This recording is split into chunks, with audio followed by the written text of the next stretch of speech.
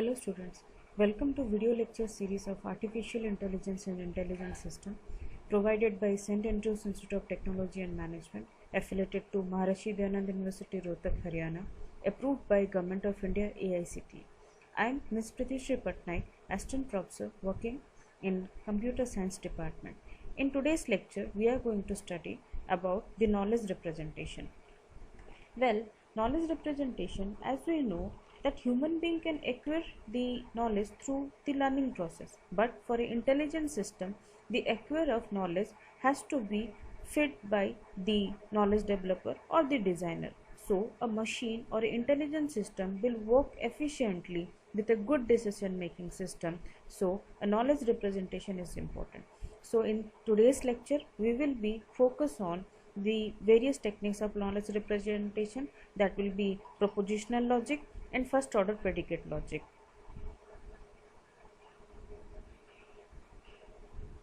So let's begin with today's class. As we say, propositional logic. What is propositional logic in artificial intelligence, or how this propositional logic is fruitful to develop a knowledge representation? Proposition means nothing else, it is a statement of the grammar, that language that we are representing. Now what is a logic? Logic is nothing but it is an argument that we are giving to a grammar. In Hindi logic means it is tarक. कोई भी sentence हम जब लिखते हैं तो that has to be somewhere meaningful. We also know propositional logic के अंदर the grammar that we are using, it will be represent in the sentence as well as semantic part. When we talk about the sentence, that is the structural representation of a syntax, whereas semantics is going to be used in the meaning, making the grammar more meaningful. Such as, let's say, the propositional logic is the mode of representing the knowledge in a simplest way, or the simplest method of representation is used in propositional logic. Knowledge is important to make the machine more intelligent, so it has to be taken a good decision making system. Propositional logic is the simplest form of logic, as we said earlier, where all the statements are made by using the proposition. A proposition is the declarative statement, whether it consists of two states only, either it is truth or false. Everything in the statement will be giving a result, either it is true or either it is false. It is a technique of knowledge representation in a logical way. Mostly it includes the mathematical form. Let's have some example as it's displayed in the screen. It is Sunday. Now when this sentence has been given, it is Sunday, yes, it is giving a propositional information or the logic that Sunday, it have a truth value. The sun rise from west, it is a false proposition because sun rises from the east, so this sentence is having a false value. When we say 3 plus 3 equal to 7, now this is a mathematical part, but it is also giving a false representation because we know 3 plus 3 is equal to 6, it's not 7. Now 5 is a prime number, it is having some information or the desirable knowledge, yes, 5 can be a prime number. So let's have some facts that are important in terms of a propositional logic. When we say propositional logic, it includes the Boolean logic information. It have the truthness value or the false value. It is represented either in 0 or 1. In propositional logic, we also use variables to represent the logic, which can be designed by using the symbolic structure. The alphabets that will be used in terms of variable, that is from A to Z, like say A, B, P, Q, R, etc. etc. Propositional logic can either be true or false, but cannot both. In never a sentence will be exist which is having both the value, that is it is truth or also having the value as a false. This cannot be possible. So while making a sentence more effectively, we should have in mind that this cannot be possible, that a sentence is showing the output truth as well as false. Propositional logic consists of objects, relation, function that we'll study in the logical connectivities. Propositional and the connectivities are basically the elements that we design to make the sentence more effectively, and the propositional formulas that will be used to make the sentence truthness or to find out the validity of the sentence will be in a tabular form, that is called as the tautology. So let's have the types that will be representing the propositional logic. So propositional logic, as we come that it in two parts, that is the syntax structure and the semantic structure.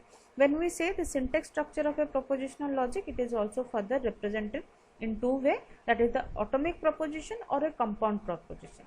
The syntax of a propositional logic, it defines that how we are allowing the sentence to be represented in knowledge part, or the knowledge representation where we are giving the sentence in a more effective way. That comes under the part of atomic proposition or the compound proposition.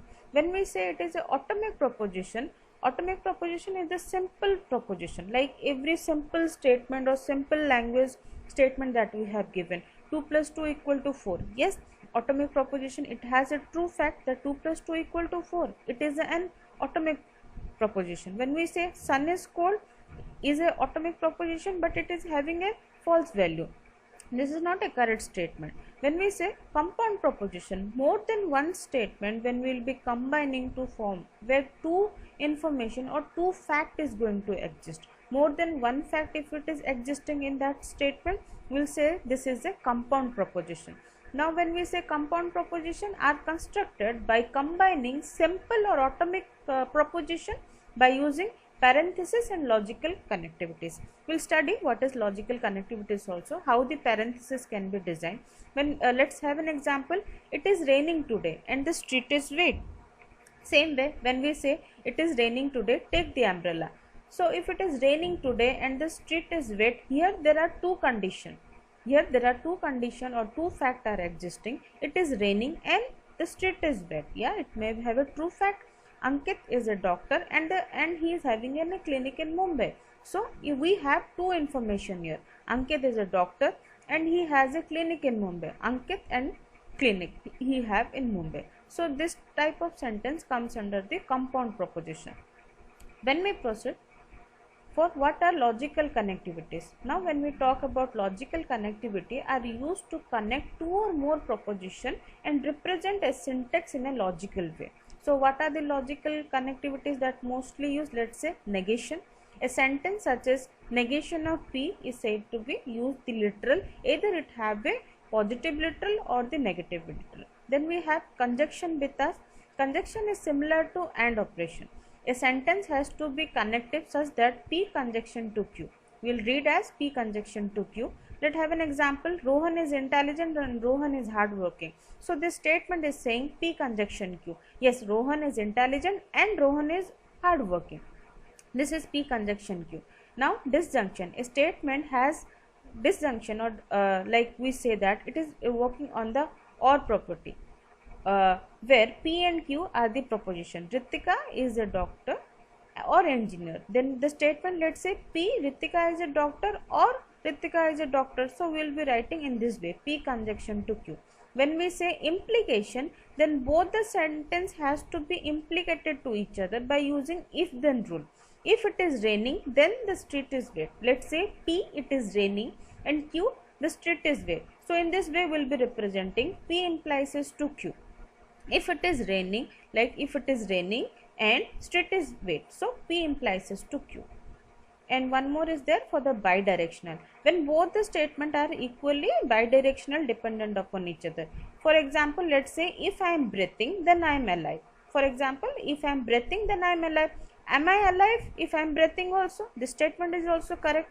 If I am saying I am breathing and I am alive, in this case P implies to Q. This is the tautological part, the representation that we studied earlier. The AND operation, whenever the conjunction will be there, we will be using the word as AND. For the disjunction, we will be using for OR. For implication, we will be using for this implies or the arrow mark. And for the bidirection, if and only if can be there. For negation, we will be using the not word. So there will be representation of propositional logic. We need to know the truth table of propositional, where all possible condition or scenario can be fruitful. We need to combine all the possible combinations with the logical connectivities, and this can be represented in a tabular format, so it's called as a truth table. Let's have the example. When we say for the negation part, we comes under with the two condition, either it is true or false.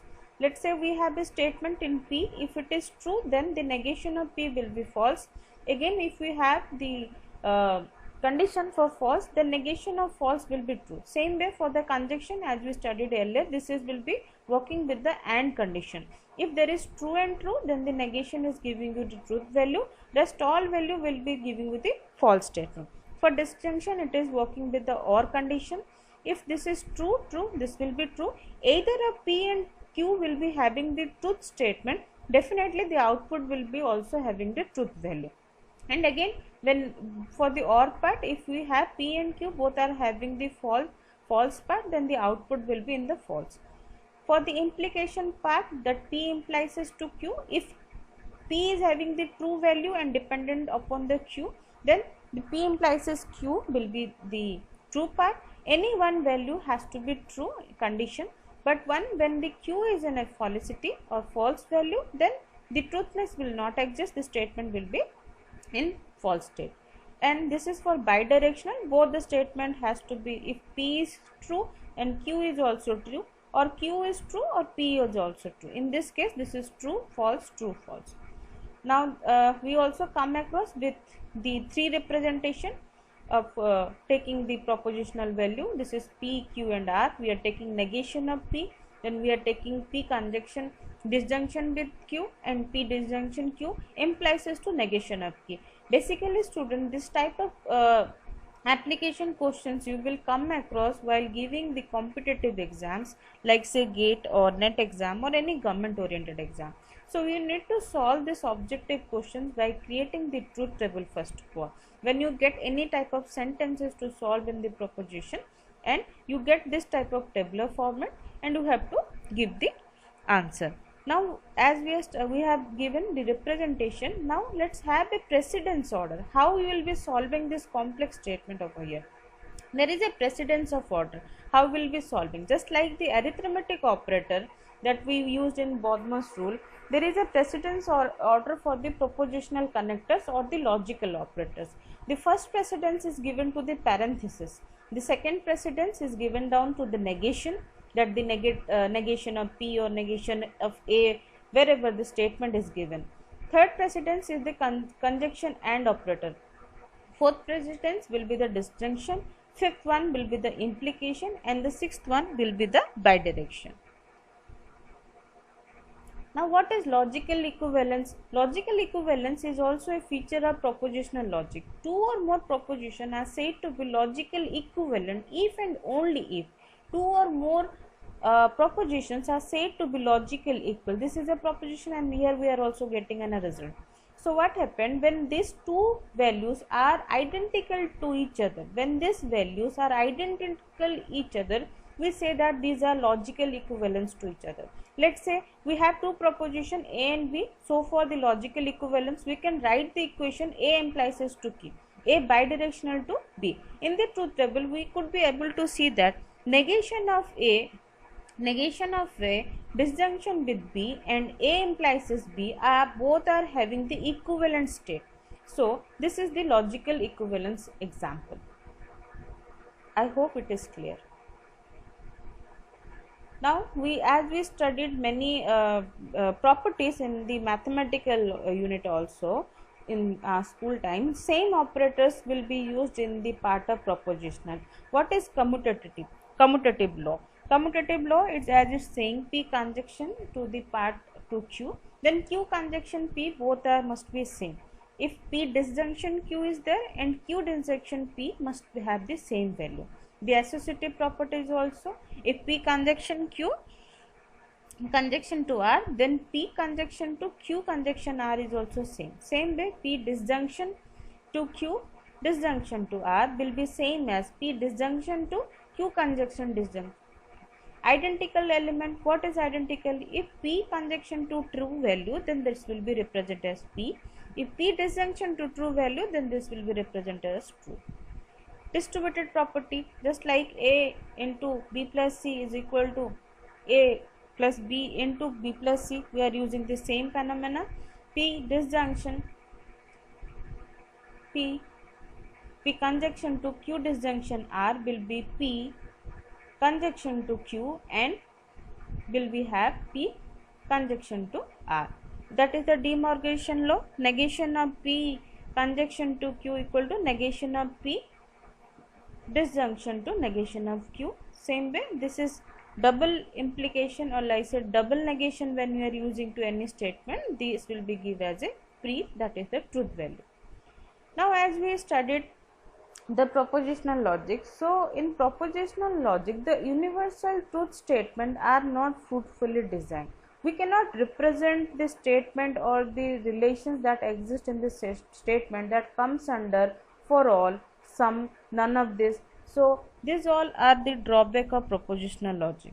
Let we have a statement, all girls are intelligent. So this is also difficult to represent in the tabular format. Propositional logic we cannot describe in terms of property and their existing relationship. So in order to resolve these issue, we are studying the next one, that is the predicate logic or first order logic. So in the propositional logic, as we seen the representation of statement using the proposition, but unfortunately the proposition logic we cannot represent into real time fact which is either true or false. Proposition logic is also not sufficient when we provide the knowledge representation or when we are designing intelligent system through the NLP part, or the natural language statement or languages could not be fruitfully designed by using the propositional logic. So for that reason we will be studying one more part, let's say that is the first order logic. What is first order logic? First order logic is also another representation of artificial intelligence language representation, that is the extension version of the propositional logic. Where the propositional logic get fails, at that time we can implement this to first order predicate logic. This first order predicate logic is also called as the predicate logic. Now predicate logic or first order predicate logic, like normal human languages, does not assume the world condition like the fact of proposition. It is also fruitful to give the kind of things that object relation to the necessary object and the functions that are been implemented. If we say it is object A and B, like what all objects that are existing in real time entity, A, B, people, number, colors, word, squares, etc., etc. When we say there is a existence of relationship, it can be urinary relation such as like red, round, or in adjacency more than one type of relation is also existing, like parent-sitter relation, or like when we say hereditary property, inheritance relation, if then else relation. Then what are the functions that comes to in mind when we are making in a sentence? The object and relation will be together proceeding for in a function part. Same way this natural language or the sentence or the grammar can be studied. The first order predicate logic includes two parts, syntax and semantics. Now when we say syntax, the syntax of FOL determines which connection of symbols or the logical expression that can be used in first order logic.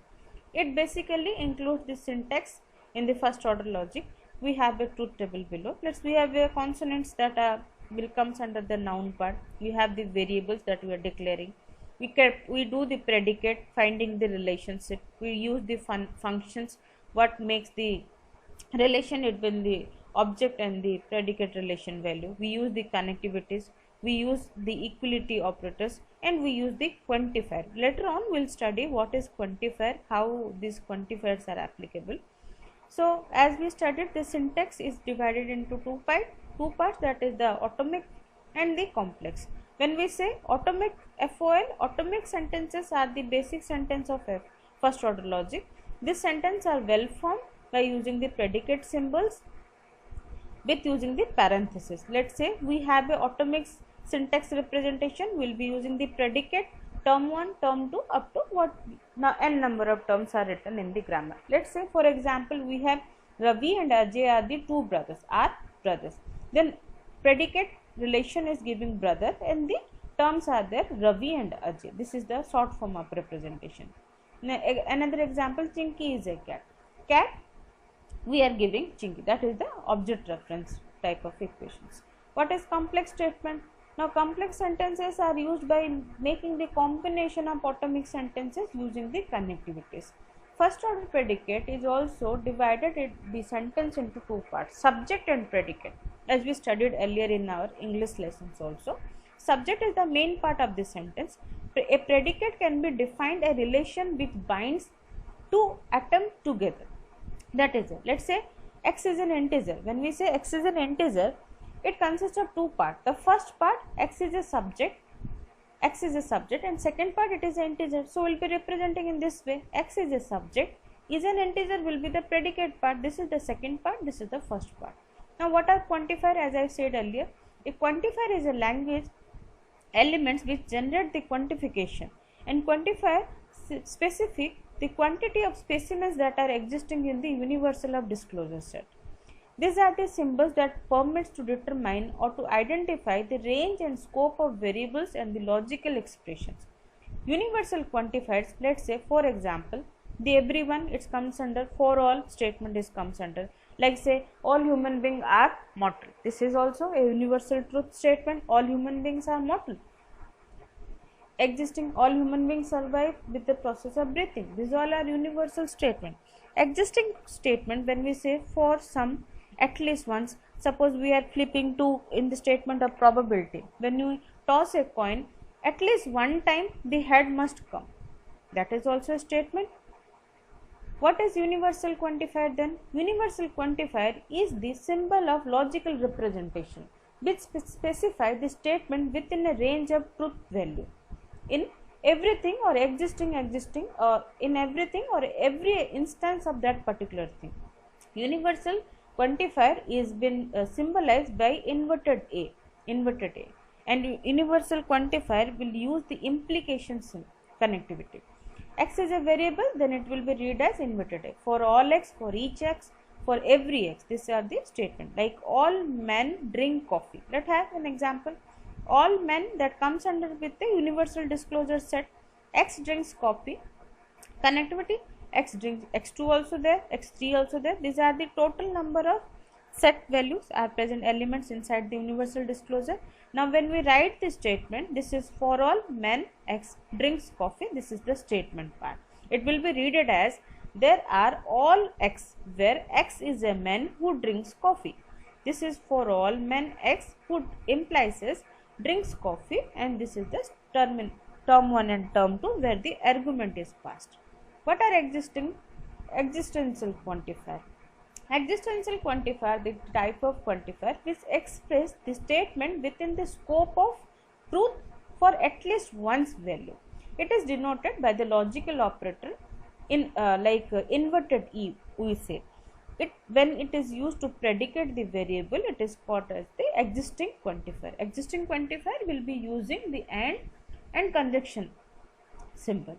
There exists x, or for some x, for at least x. Let's say some boy are intelligent. We have a universal disclosure of having all the boys x1, x2 up to x number of. If x1 is intelligent, or x2 is intelligent, or x3 is intelligent, belonging to universal subset, for all boys x conjunction to the part having the intelligent body. This will be read as for some of x, where x is a boy who is intelligent.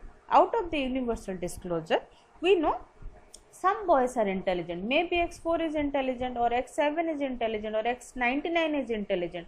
So from the overall universal disclosure set, we are saying there are some boys x, where x is a boy who is intelligent. So how to use the connectivity and the connection between the existing quantifier and the universal quantifier? These all symbols are very important to use properly. So we'll have some examples in last slide. Like when we say that all birds fly, in this question the predicted statement is that we have the object part and the sentences meaning part, or we have the subject and the predicate part. So fly and the predicate is your bird. So when we write all birds fly, then this will be for all condition. This is the universal part. For all bird x implies is to fly. All birds who fly, so it is represent in this statement. Every man respect his parents. In this we come across with a compound part. Respect, let's say man and his parents, these are the compound statement. The predicate will be respect x comma y, where x are the men and y are the their parents. So this statement for all, every is been written. So for all men respect to their parents, there are some men, so we'll use the for all universal part, universal thing. Some boy play cricket. When we say this some, then there must be some part. This will be the quantifier. This is going to be existing quantifier. The predicate will be written as play, x and y, where x will be the boy and y will be the game. From the total universal disclosure, we come across some boy are playing cricket or plays cricket. So this will be existing quantifier. There exist from the universal state boys, some play cricket. Same way, one more example, not all students like both maths and science. So we have a compound statement here. Out of the total universal state, we are giving the like operator here, where x is a student and y is a subject. So for negation of universal part, out of all universals, some students are there who doesn't like maths and science. When we make this statement, after that we are putting the negation. This is the negative statement. If you are writing the complete statement, find out all the students from the universal state who likes maths and science, then we will be putting negation to that, so that not all students will be happy to study maths and science. Not all students failed in maths. When we say failed is the subject predicate here, x and y were the student and the subject. When we say only one student failed in maths, then will be existing quantifier only one. Since there is only one student who failed in maths, so the following representation of grammar will be in this case. So I suggest students to go through this video lecture once again, read the notes properly. Propositional and predicate logic questions will come in university examination, as well as when you are been preparing for GATE exam or NET exam or any of the competitive exams. So for all, thank you for viewing my lecture. Thank you.